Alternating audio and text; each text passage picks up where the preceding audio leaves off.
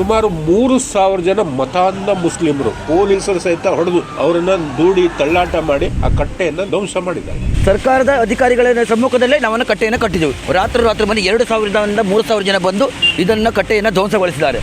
ಯಾರ್ದು ಮಾಲ್ಕಿ ಜಾಗ ಇಲ್ಲ, ಪೂರ್ತಿ ಫಾರೆಸ್ಟ್ ಅದು. ಇದೆಲ್ಲ ಕಾರಣ ಆಗ್ಲಿ ಅಧಿಕಾರಿನೇ ಅಂತ ಹೇಳ್ಬೋದು. ಯಾಕಂತ ಹೇಳಿದ್ರೆ ದಿವಸವನ್ನ ಮಾತಾಡ್ತಾರೆ. ಜಿಲ್ಲಾಡಳಿತ ನ್ಯಾಷನಲ್ ಹೈವೇ ಮಧ್ಯದಲ್ಲಿ ಏನು ಡಿವೈಡರ್ ಬರ್ತಾರೆ ಅದ್ರ ಮಧ್ಯದಲ್ಲಿ ಈಗ ಒಂದು ಕಟ್ಟೆಯನ್ನು ನಿರ್ಮಿಸಿದ್ದಾರೆ.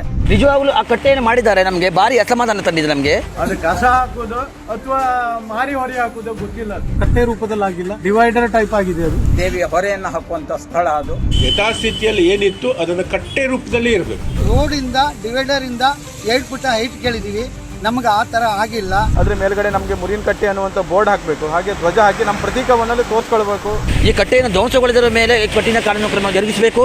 ಎಷ್ಟೇ ಸಾವು ನೋವಾಗಲಿ, ಏನೇ ಅನಾಹುತ ಆಗಲಿ, ಆದರೆ ಮುರಿನ್ ಕಟ್ಟೆಯನ್ನ ಬಿಡುವಂತ ಪ್ರಶ್ನೆನೇ ಇಲ್ಲ. ಭಟ್ಕಳ ಚೆನ್ನಭೈರ ದೇವಿಯ ಮಣ್ಣಿದು. ಅದೇ ರೀತಿ ಮುರಿನಕಟ್ಟೆ ಇದು ಹಿಂದೂಗಳ ಶ್ರದ್ಧಾ ಕೇಂದ್ರ. ಮುರಿನ್ ಕಟ್ಟೆ ಎನ್ನುವುದು ಭಟ್ಕಳದ ಒಂದು ಐತಿಹಾಸಿಕವಾದ ಮಾರಿಕಾಂಬಾ ದೇವಸ್ಥಾನದ ಹೊರೆ ಇಡುವಂತ ಒಂದು ಧಾರ್ಮಿಕವಾದಂತ ಒಂದು ಕಟ್ಟೆ ಇದು. ಹಿರಿಯರು ಅದನ್ನ ಗ್ರಾಮಾಂತರ ಪ್ರದೇಶದಲ್ಲಿ ರೋಗ ರುಜಿನಿ ಬರಬಾರದು ಅನ್ನೋ ದೃಷ್ಟಿಯಿಂದ ಹೊರೆಯನ್ನ ಒಂದೂರಿನಿಂದ ಒಂದೂರಿಗೆ ಸಾಗಿಸಿ ಮುರಿನ್ ಕಟ್ಟೆಯಲ್ಲಿ ಬಂದು ನಿಲ್ಲುವಂತ ಒಂದು ತಾಣ. ಶಿರ್ಸಿನ ಸ್ಟಾರ್ಟ್ ಆಗಿ 1000 ಕಿಲೋಮೀಟರ್ ರೋಡ್ ಹಾಕಿ ಊರಿಂದ ಊರಿಗೆ ಮುಂದೆ ಹೋಗ್ತಾ ಇರ್ತದೆ. ಅದು ಹಾಗೆ ಹೋಗಿ ಮತ್ತೆ ಪುನಃ ಶಿರ್ಸಿಗೆ ಹೋಗ್ತದೆ. ಇಲ್ಲಿನ ಸ್ಥಳೀಯ ಮುಸ್ಲಿಮರಿಗೂ ಅದು ಗೊತ್ತಿರುವಂತ ವಿಚಾರ. ಇಲ್ಲೊಂದು ಮುರಿನ್ ಕಟ್ಟೆ ಏನು ಧಾರ್ಮಿಕ ಸ್ಥಳ ಇದೆ ಅಂತೇಳಿ. ನಿಜವಾದ ಮುರಿನ್ ಕಟ್ಟೆ ಇರುವುದು ಇದೇ ಜಾಗದಲ್ಲಿ. ಮುರಿನ್ ಕಟ್ಟೆ ಇರುವುದು ಇದೇ ಮೂಲ ಜಾಗ. ಅದು ಮೂಲ ಜಾಗ. ಅದಾದ ನಂತರ 2021ರಲ್ಲಿ ಹೈವೇ ಪ್ರಾಧಿಕಾರದಿಂದ ರೋಡ್ ರಸ್ತೆ ಅಗಲೀಕರಣದ ವಿಚಾರವಾಗಿ ಮುರಿನ್ ಕಟ್ಟೆಯನ್ನು ಈ ಕಡೆ ಶಿಫ್ಟಿಂಗ್ ಮಾಡಿದ್ರು.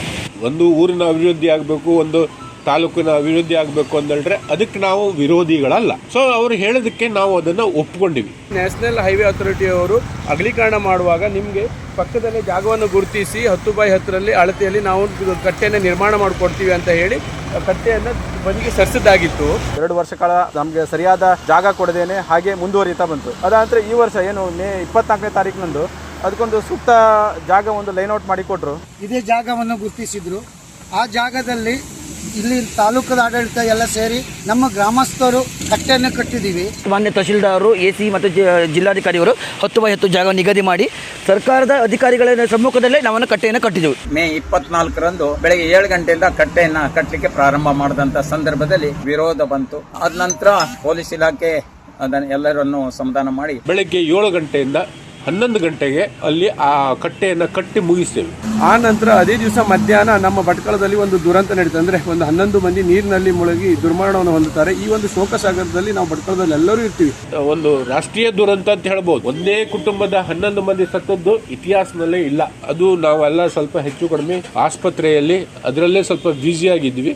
ಅದನ್ನು ನೆಪವಾಗಿಟ್ಟುಕೊಂಡು ಇಲ್ಲಿನ ಅನ್ಯಕೋಮಿನ ದುಷ್ಕರ್ಮಿಗಳು ರಾತ್ರಿ ಮನೆ 2,000ರಿಂದ 3,000 ಜನ ಬಂದು ಇದನ್ನ ಕಟ್ಟೆಯನ್ನು ಧ್ವಂಸಗೊಳಿಸಿದ್ದಾರೆ.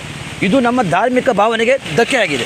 ಅದು ಏನು ಕಲ್ಲು ರಾಶಿ ಇದೆ ಅಲ್ಲಿ, ನಮ್ಮದು ಕೆಂಪು ಕಲ್ಲಿನ ರಾಶಿ, ಅದು ಕಟ್ಟೆ ನಿರ್ಮಾಣ ಮಾಡಿದಂಥ ಕಲ್ಲುಗಳು. ಅದನ್ನು ಎತ್ತೆತ್ತು ಆ ಕಡೆ ಬಿಸಾಕಿರುವಂಥದ್ದು ನಮ್ಗೆ ಕಾಣಿಸ್ತಾ ಇದೆ. ಸುಮಾರು 3,000 ಜನ ಮತಾಂಧ ಮುಸ್ಲಿಮರು ಅದಕ್ಕೆ ಬೆಂಬಲ. ಇಲ್ಲಿರುವ ತಂಜೀಮ ಬೆಂಬಲದೊಂದಿಗೆ ಆ ಕಟ್ಟೆ ಕಟ್ಟಿದ್ದನ್ನ ಪೊಲೀಸರ ಸಮಕ್ಷಮದ ಪೊಲೀಸರು ಸಹಿತ ಹೊಡೆದು ಅವರನ್ನ ದೂಡಿ ತಳ್ಳಾಟ ಮಾಡಿ ಆ ಕಟ್ಟೆಯನ್ನು ಧ್ವಂಸ ಮಾಡಿದ್ದಾರೆ. ಈ ಒಂದು ಕಟ್ಟೆ ನಿರ್ಮಾಣ ಮಾಡಿದ್ರೆ ಇಲ್ಲಿ ಯಾರಿಗೂ ತೊಂದರೆನೂ ಇಲ್ಲಾಗಿತ್ತು. ಈ ಸರ್ಕಾರಿ ಜಾಗದಲ್ಲಾಗಿತ್ತು. ಫಾರೆಸ್ಟ್ ಜಮೀನ್, ಪೂರ್ತಿ ಫಾರೆಸ್ಟ್ ಅದು. ಯಾರ್ದು ಮಾಲ್ಕಿ ಜಾಗ ಇಲ್ಲ.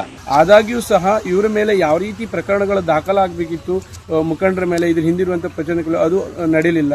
ಅದನ್ನ ಕೇಳಲಿಕ್ಕೆ ಹೋದಂತ ನಮ್ಮವ್ರ ಮೇಲೂ ಒಂದು 35-50 ಮಂದಿ ಮೇಲೆ ಕೇಸ್ ಮಾಡಿದ್ದಾರೆ. ಸೊ ನಮ್ಗೆ ಅದರಲ್ಲಿ ಸಮಾಧಾನ ಇಲ್ಲ.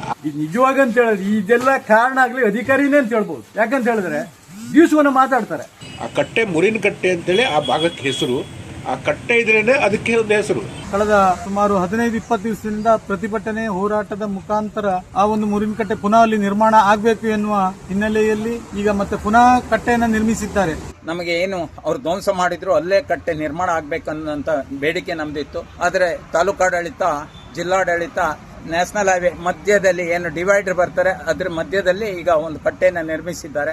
ನಿಜವಾಗ್ಲೂ ಆ ಕಟ್ಟೆಯನ್ನು ಮಾಡಿದ್ದಾರೆ. ನಮಗೆ ಭಾರಿ ಅಸಮಾಧಾನ ತಂದಿದೆ. ನಮಗೆ ಯಾಕಂದ್ರೆ ಹೇಳಿದ್ರೆ ಅದನ್ನು ಕಟ್ಟೆ ಜಾಗನೂ ಅಥವಾ ಕಸ ಹಾಕುವ ಜಾಗ ಅಂತ ಹೇಳಿ ನಮಗೆ ಅನುಮಾನ ಮೂಡ್ತಾ ಇದೆ. ಅದು ಕಟ್ಟೆ ರೂಪದಲ್ಲಿ ಇಲ್ಲ, ಅದು ಡಿವೈಡರ್ ಮೇಲೆ ಒಂದು ದಿಬ್ಬ ಹಾಕಿದ ರೀತಿಯಲ್ಲಿ ಇದೆ. ಈಗ ಒಂದು ತೊಟ್ಟಿ ಕಟ್ಟಿದ್ದಾರೆ ಅವರು. ಅದು ಕಸ ಹಾಕೋದು ಅಥವಾ ಮಾರಿ ಹೊರಿ ಹಾಕುವುದೋ ಗೊತ್ತಿಲ್ಲ. ಅದು ನಮಗೆ ಸಮಾಧಾನಗೋಸ್ಕರ ಅದು ಡಿವೈಡರ್ ಮೇಲೆ ಒಂದು ಕಾಂಕ್ರೀಟ್ ಹಾಕಿ ಒಂದು ಕಟ್ಟೆ ಟೈಪ್ ಮಾಡಿ ತೋರಿಸಿದ್ದಾರೆ. ಯಾರು ನೋಡಿದ್ರೆ ಹೇಳ್ತಾರೆ ಅದು ಕಟ್ಟು ಸರಿ ಆಗ್ಲಿಲ್ಲ, ಅದು ಕಟ್ಟಿನೂ ಆಗ್ಲಿಲ್ಲ. ಅವರು ಹಾಕಿರುವ ಗ್ರಿಲ್ಲು ಇದೆಲ್ಲ ನೋಡಿದ್ರೆ ನಮ್ಗೆ ಅದ್ರಲ್ಲಿ ಸಮಾಧಾನ. ನೀವೇನು ಕಟ್ಟಿಕೊಡ್ತೀರಿ ಅದನ್ನು ಯಥಾಸ್ಥಿತಿಯಲ್ಲಿ ಏನಿತ್ತು ಅದನ್ನು ಕಟ್ಟೆ ರೂಪದಲ್ಲಿ ಇರಬೇಕು. ಕಟ್ಟೆ ರೂಪದಲ್ಲಿ ಮಾಡಬೇಕು, ಅದು ಕಟ್ಟೆ ರೂಪದಲ್ಲಿ ಆಗಿಲ್ಲ, ಡಿವೈಡರ್ ಟೈಪ್ ಆಗಿದೆ. ಅದು ಈಗೇನು ಗ್ರಿಲ್ ಹಾಕಿ ರೆಡಿ ಮಾಡಿದ್ದಾರೆ, ಅದು ಸರಿ ಆಗ್ತಾ ಇಲ್ಲ. ಸಿರ್ಸಿ ಮಾರಿಕಾಂಬ ದೇವಿಯ ಹೊರೆಯನ್ನು ಹಾಕುವಂತ ಸ್ಥಳ ಅದು. ರಾಶಿ ರಾಶಿ ವಸ್ತು ಪರಿಕರಗಳಿರ್ತದೆ, ಹಾಗಾಗಿ ಎಲ್ಲ ಹಾಕ್ಲಿಕ್ಕೆ ಕಷ್ಟ ಅನ್ನುವಂತ ಮಾತನ್ನು ಹೇಳ್ತಾ ಇದ್ದಾರೆ.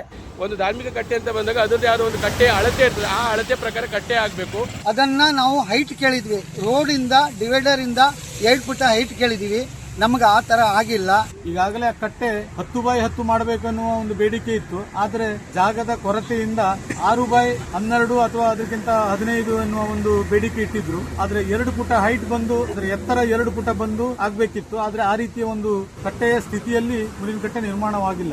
ಯಾರು ಒಪ್ಪಿಕೊಂಡ್ರು ಸ್ಥಳೀಯರಿಗೆ ಅದು ಒಪ್ಪಿಗೆ ಇಲ್ಲ. ನೈಜವಾಗಿ ಯಾವ ರೀತಿ ಕಟ್ಟೆ ಇತ್ತು ಆ ರೀತಿ ಆಗ್ಬೇಕು ನಮ್ಗೆ. ಅದು ನಮ್ಮ ಧಾರ್ಮಿಕ ಕಟ್ಟುಪಾಡು ಏನಿದೆ ಅದರ ಮುಖಾಂತರನೇ ನಮಗೆ ಕಟ್ಟೆಯನ್ನು ಮಾಡಿಕೊಡ್ಬೇಕು. ಕಟ್ಟೆ ರೂಪ ಒಂದು 2 ಫೀಟ್ ಹೈಟ್ ಅಲ್ಲಿ ಕಟ್ಟೆ ಆಗಿ ಅದ್ರ ಮೇಲ್ಗಡೆ ನಮಗೆ ಮುರಿನ ಕಟ್ಟೆ ಅನ್ನುವಂಥ ಬೋರ್ಡ್ ಹಾಕಬೇಕು, ಹಾಗೆ ಧ್ವಜ ಹಾಕಿ ನಮ್ಮ ಪ್ರತೀಕವನ್ನಲ್ಲಿ ತೋರಿಸ್ಕೊಳ್ಬೇಕು ಅನ್ನುವಂಥದ್ದು ನಮ್ಮ ಉದ್ದೇಶ ಇದೆ. ದೈವಶಕ್ತಿ ಪೀಠ ಇರ್ತದೆ, ಪೀಠ ಟೈಪ್ ಮಾಡಿಕೊಡ್ಲಿ, ಪೀಠ ಟೈಪ್ ಮಾಡಿ ಚಂದದಾಗಿ ಮತ್ತೆ ಮುರಿನ ಕಟ್ಟಿ ಬೋರ್ಡ್ ಹತ್ತಿರಲಿ, ನಮ್ಮ ಫಲಕ ಹಾಕಿರಲಿ. ನಮ್ಮ ಫಲಕನೂ ಇಲ್ಲ, ಮತ್ತು ನಮ್ಮ ಪ್ರತೀಕವಾದ ಒಂದು ಧ್ವಜ ಹಾಕೋಲಿ, ಕೇಸರಿ ಕಲರ್ ಧ್ವಜ ಒಂದು ಹಾಕಲಿ.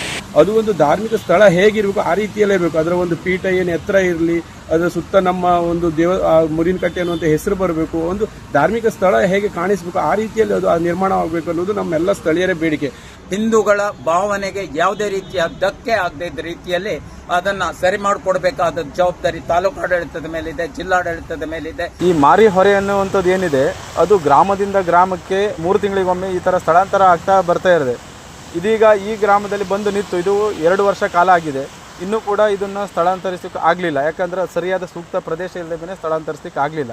ಈಗ ಅದು ನಮ್ಮ ಒಂದು ಸಾಂಪ್ರದಾಯಿಕ ಅದನ್ನ ಹತ್ತಿಕ್ಕುವಂತ ಕೆಲಸ ಆಗ್ತಾ ಇದೆ. ಮತ್ತೆ ಈ ಮುರಿನ ಕಟ್ಟೆಗೆ ಅನಾದಿ ಕಾಲದ ಇತಿಹಾಸ ಇದೆ. ಈ ದೇವಿಯ ಶಕ್ತಿ ಅಪಾರವಾಗಿದೆ. ಭಗವಾನ್ ಶ್ರೀಧರ ಸ್ವಾಮಿ ಅವರು ಇಲ್ಲಿನ ಶಕ್ತಿಯನ್ನ ತೋರಿಸಿದ್ದಾರೆ. ಅಂತ ದೊಡ್ಡ ದೇವಿ ಇರುವ ಶಕ್ತಿ ಜಾಗವನ್ನ ಈ ರೀತಿಯಾಗಿ ಈ ತರ ಮಾಡ್ತಾರೆ, ನಮ್ಗೆ ಭಾವನೆಗೆ ಭಾರಿ ಧಕ್ಕೆ ಆಗಿದೆ.